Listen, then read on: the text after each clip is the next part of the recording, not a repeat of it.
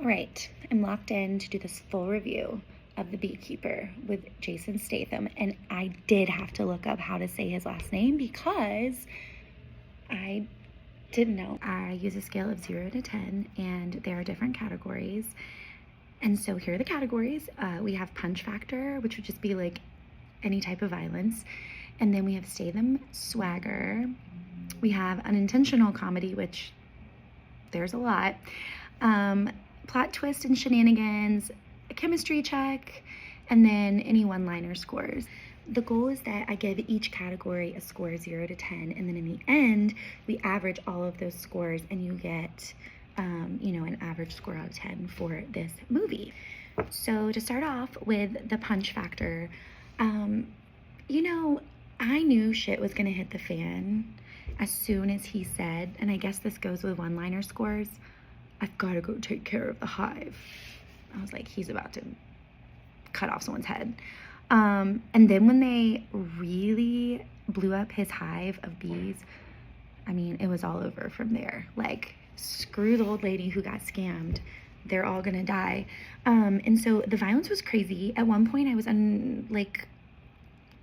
confused, I guess, at how someone was hanging in the background after he had just cut off someone else's fingers. That was wild.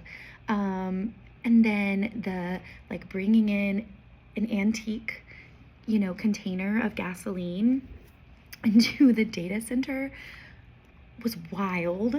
And God, then he fought that girl who was his replacement and just let her burn up alive. And then he took the guy's car keys and that guy just exploded in the gasoline fire. I don't know.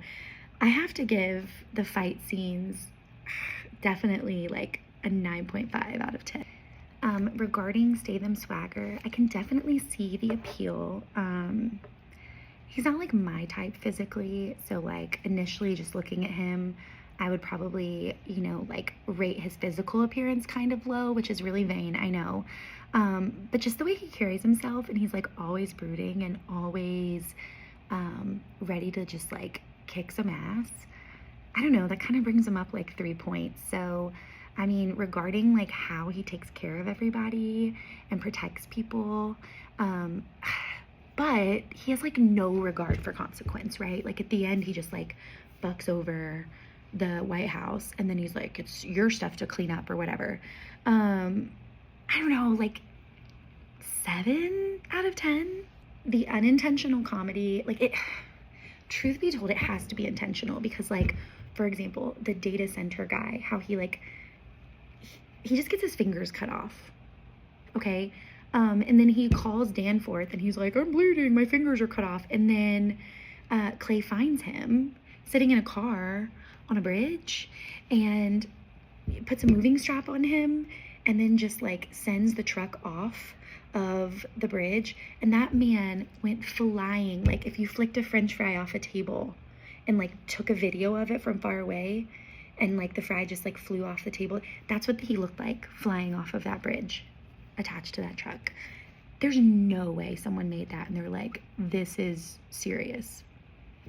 So for unintentional comedy, it gets 10 out of 10. There were no plot twists or shenanigans for me. This movie was exactly what I thought it was going to be.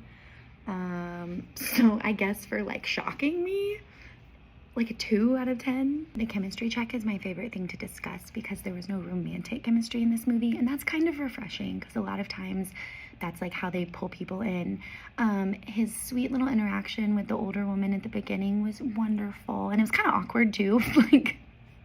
The way they interacted, she's like, I'm so glad you're here, and then there was this awkward pause, but it was sweet, that intergenerational kind of friendship. And then just how he tends to her daughter to help her figure out who did this to your mom. Anyways, I thought that was really sweet. I liked that. I liked that I wasn't it wasn't clouded by romance, so I would give that a 8 out of 10. And then there were a couple of one-liners, I've mentioned one, the where you at, B-boy? That was really funny. But then also when the main character is well, that's the one thing about beekeepers. Even when the bees die, the beekeepers keep working. And he was just so brooding and so serious. It's hard not to laugh, and I know I'm not supposed to, but those were pretty funny. So I'm giving those a 8.5 out of 10.